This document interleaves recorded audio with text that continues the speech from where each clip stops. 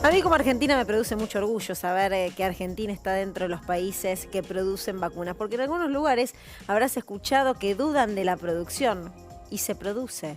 Escuchen lo que hay que escuchar porque la Argentina se empezó a producir vacunas dentro de ese grupo muy pequeño que tiene la posibilidad de hacerlo. Estamos con Ana Franchi, que es presidenta del CONICET, y con Diego Hurtado, que es secretario de Planeamiento y Políticas en Ciencia, Tecnología e Innovación, entre otros, para charlar sobre este tema. ¿Cómo les va? Buenas noches, gracias por venir. ¿Qué tal? Muchas gracias. A ambos, ¿qué representa para la Argentina? Este número es impactante, ¿no? Estar dentro del lote de los 8. Y la verdad que sí, la verdad que demuestra la capacidad de la comunidad científica de la Argentina, la capacidad de nuestras universidades para formar profesionales.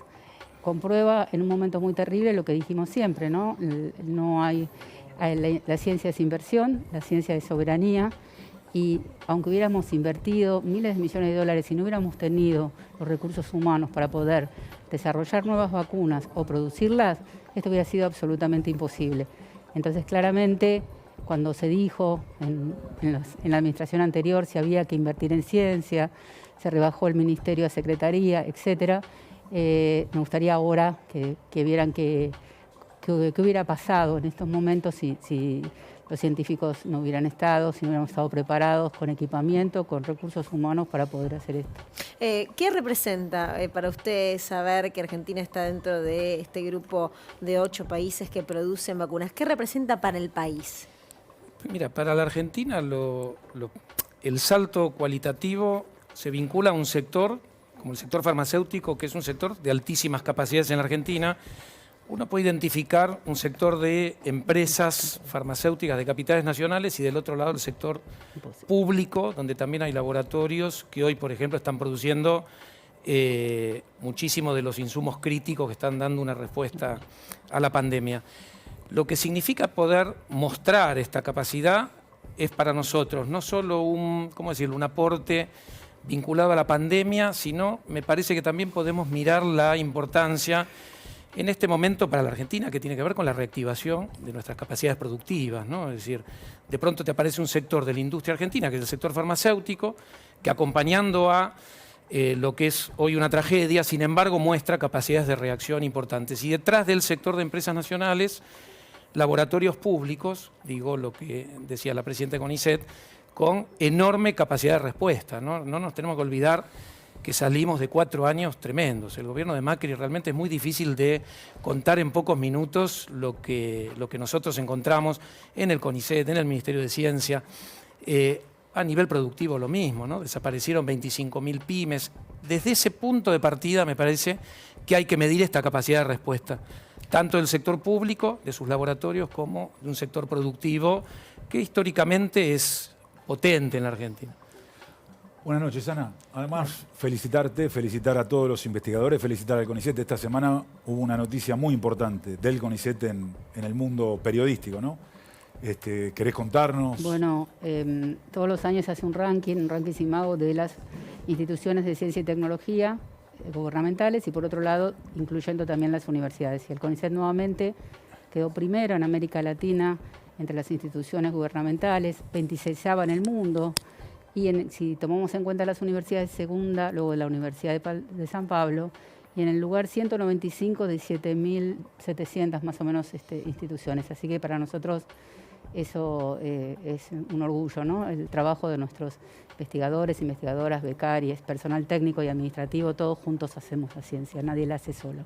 Y eso hay que valorarlo y mucho, porque linkeando un poco con lo que pasó durante los 4 años del gobierno de Macri, me acuerdo perfectamente de haber charlado con usted y de escuchar los reclamos de quienes forman parte de la ciencia, los reclamos por tener un salario digno, los reclamos para que no haya más despidos, los reclamos para que sea un ministerio y no una secretaría lo que esté vinculado con la ciencia y la tecnología, y que hoy, además, a las claras, para aquellos que se preguntan ¿para qué sirve? Sirve para todo esto.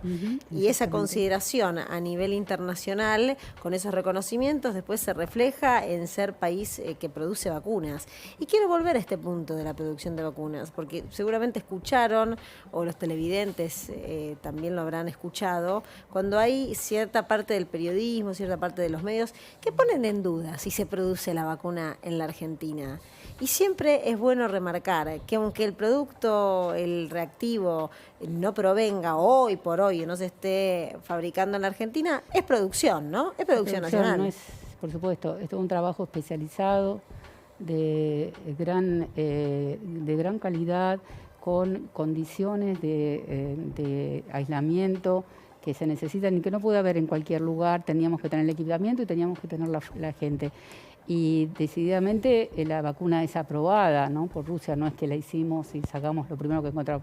Entonces es aprobada, se mandaron más o menos 20.000 dosis, fueron aprobados y a partir de ahora se termina de producir en la Argentina. ¿Qué más se puede contar de la evolución que ha habido en el último tiempo en relación a las vacunas? ¿O de producción nacional o de producción o de origen extranjero que puedan empezar a producirse en el país además del Sputnik?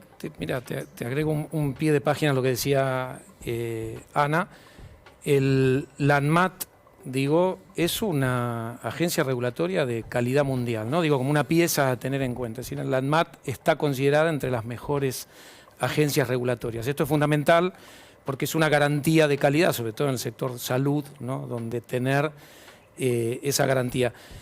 Por otro lado, digo, déjame que insista, cuando uno mira la trayectoria del sector farmacéutico en la Argentina, fue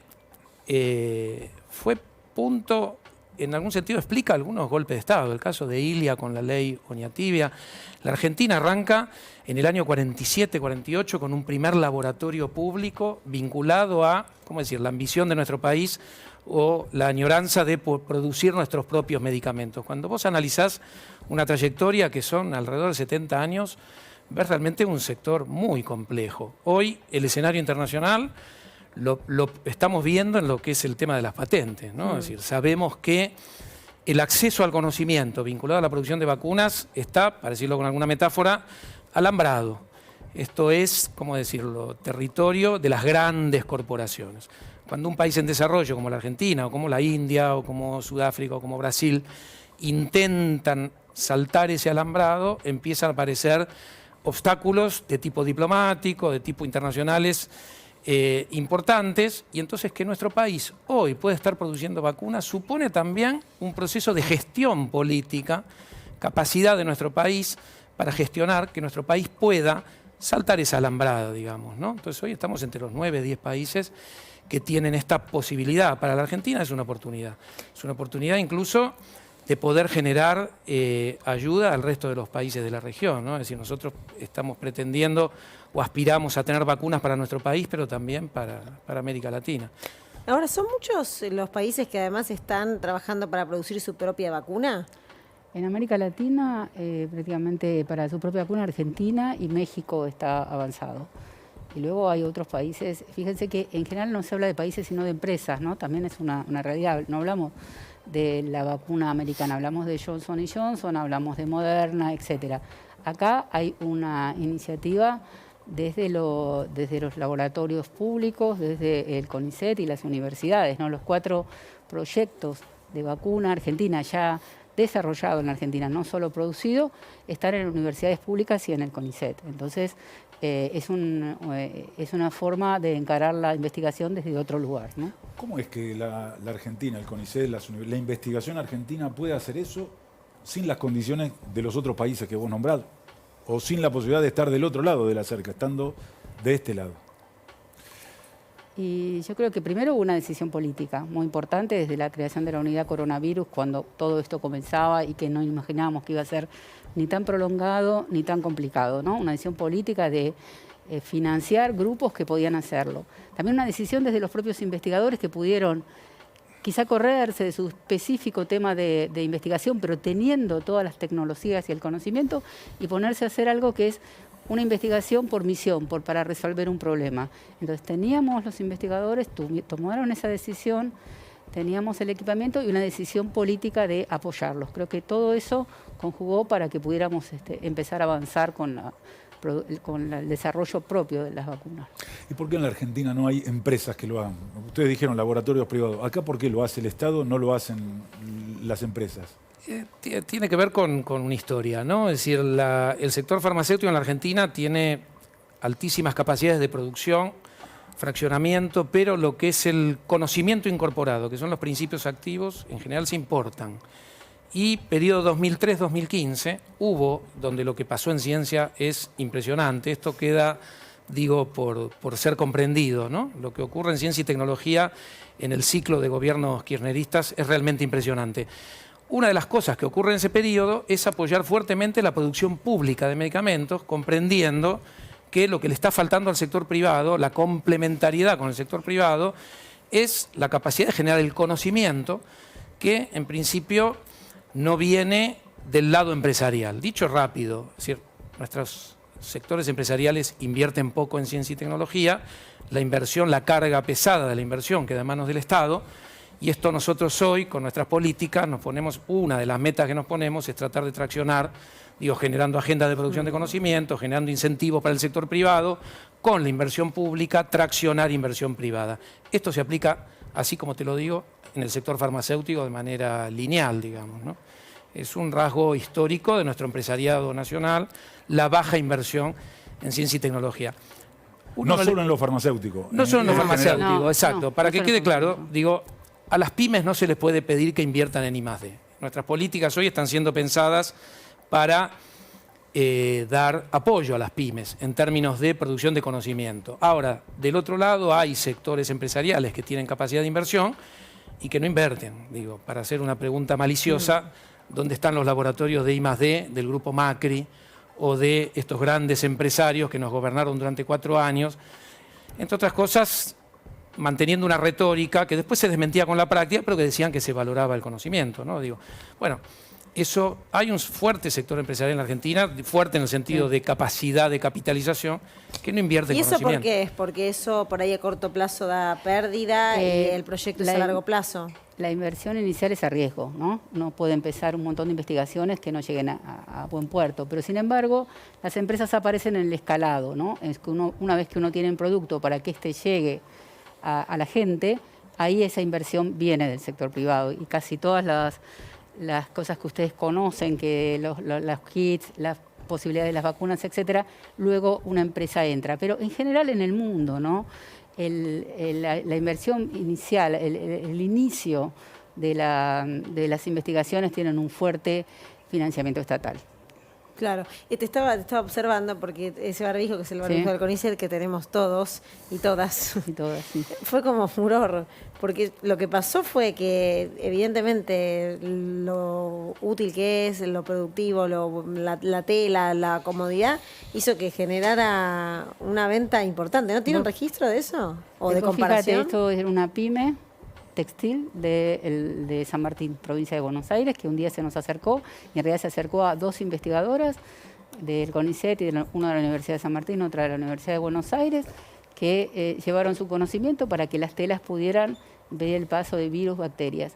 Y esto fue tan virtuoso que implicó también más trabajo, porque la producción necesitó incorporar gente, un trabajo ya de mayor calidad, equipamiento, etcétera. Entonces, cuando el desarrollo que viene de investigadores, docentes nuestros, se une a una pyme, mira, tenemos un producto exitoso, porque no solo es algo que nos sirve para poder protegernos en la pandemia, sino que crea trabajo, ¿no? Y eso es también, creo que un punto muy importante de este desarrollo. Diego, esto sería el modelo de saltar la cerca. Exacto. Esta idea, Exacto. lo que acaba de contar Un Ana. CONICET trabajando de manera muy enraizada con nuestras pymes, sectores de la producción, ¿no? Es un poco lo que traíamos ya en nuestra agenda antes de la pandemia, es decir, tratar de generar agendas, digo, de producción de conocimiento muy vinculados a una reactivación industrial, económica, ¿no? Y el CONICET, la verdad, que dio pasos extraordinarios, digo. ¿Y hoy con qué están trabajando? A ver, para que la gente sepa en qué situación está hoy la ciencia, que está toda con la energía puesta en la pandemia y todo lo vinculado con el COVID. ¿Con qué se está trabajando en estos Nosotros momentos? en estos momentos son 11.000 investigadores e investigadoras en todo el país. En cuanto a lo relacionado a la pandemia, Uno de los mayores intereses, por supuesto, son las vacunas, ¿no? 4 proyectos de vacunas bastante avanzados, terminando los estudios en animales para poder pasar en los que son las fases clínicas en humanos. ¿Y hasta ahora vienen bien los 4? Por ahora vienen bien los 4, distintos niveles de progreso, pero vienen bien los 4. Y ya por lo menos 2 o 3 de ellos tienen una empresa asociada que va a poder empezar a financiar las fases clínicas, que son largas, prolongadas y costosas. Así que eso viene bien. Se sigue viendo el tema de las terapéuticas, ¿no? Porque este virus dejó a todo el mundo sin cómo pelear, ¿no? Y ahí está el plasma hiperinmune equino, que ya ha sido utilizado por más de 5.000 pacientes, ivermectina, carriginina, o sea, distintas terapéuticas. Que eso es Made in Argentina, eso es bien nuestro. Sí. Todo eso para poder permitir que los profesionales de la salud tengan herramientas para poder afrontar esto, ¿no? En eso se sigue trabajando. Eso es en el área biomédica, pero está trabajando en nuevas tecnologías, en toda la parte de energías alternativas, en el agro. O sea, el CONICET tiene todo, desde historia hasta física, desde ingeniería hasta biomedicina. Tenemos 4 grandes áreas que cubren todas las disciplinas de la ciencia. Y vos recién comparabas también lo que había pasado durante el gobierno de Mauricio Macri con una subestimación, una falta de importancia, o esta idea que Ana empezaba a mencionar, que la ciencia tiene que verse porque es una inversión, no un gasto. Para los trabajadores de la ciencia, para los científicos, ¿eso qué implica? ¿Cómo se visibiliza? Mirá, es interesante la pregunta porque en algún sentido esto de que la Argentina padezca gobiernos recurrentes, ¿no? Que vienen en algún sentido a deshacer lo que otros gobiernos hacen. No nos olvidemos la década de los 90, ¿no? Es decir, desde cuando yo hablaba de 2003-2015, ahí hubo un inicio de recuperación. En 2019, lo que podemos ver con el gobierno que se inicia con Alberto y con Cristina, otra vez un proceso de recuperación. Lo que yo creo que pone como valor distintivo esta realidad argentina es la necesidad de que el sector de ciencia y tecnología defienda su sector, lo defienda desde un posicionamiento político, ¿no? Y estamos, como decía Ana, estamos con energías, es decir, con lo que se llama transición energética. Hoy a nivel global la matriz en hidrocarburos está transicionando hacia energías renovables. La Argentina tiene un enorme potencial, pero necesitamos 25 años para pensar esta trayectoria. Energías renovables. El Ministerio de Desarrollo Productivo definió como una de las grandes líneas para arrancar hoy un proceso de acá a 20 años, lo que se llama la movilidad sustentable. Toda la transición de la movilidad hacia autos, buses, eléctricos. Hoy vemos, ¿no? Monopatines. Sí. Bueno, eso es el comienzo. Dentro de un par de años vamos a ver muchísimos de estos tipos de vehículos que ya no van a quemar combustibles, hidrocarburos. Eso es litio también. Es litio, es hidrógeno, exactamente. ¿A cuánto estamos del auto eléctrico a utilizarse de manera masiva? Nosotros que hemos tenido programas hablando de eso. ¿En cuántos años se van a ver los autos? Ya en Argentina ya se está pensando en micromovilidad eléctrica y ya se está pensando en transporte urbano de pasajeros eléctrico. Esto está pasando en el Ministerio de Transporte, en el Ministerio de Desarrollo Productivo, y nosotros estamos tratando de seguir con una agenda de producción de conocimiento del campo científico-tecnológico, esto que necesita proyectos. Sí. Lo que pregunta Luciana, cuando estamos hablando de tiempo no te decimos en un mes, en 2 meses, ¿estamos hablando de 25 años o estamos hablando que lo vamos a ver a corto plazo? Son 2 cosas. Es por eso. Dale, vamos. Vamos a empezar a ver autos eléctricos dentro de poquito. En una de esas ya si uno va a algún lugar de Buenos Aires o alguna Pero es de provincia, alto consumo eso, ¿no? Digamos, claro, exacto. Estamos hablando de políticas públicas que intentan generar transiciones de todo el sistema de transporte. En este sentido, para nuestro país es una oportunidad y las agendas de producción de conocimiento del campo científico-tecnológico son enormes.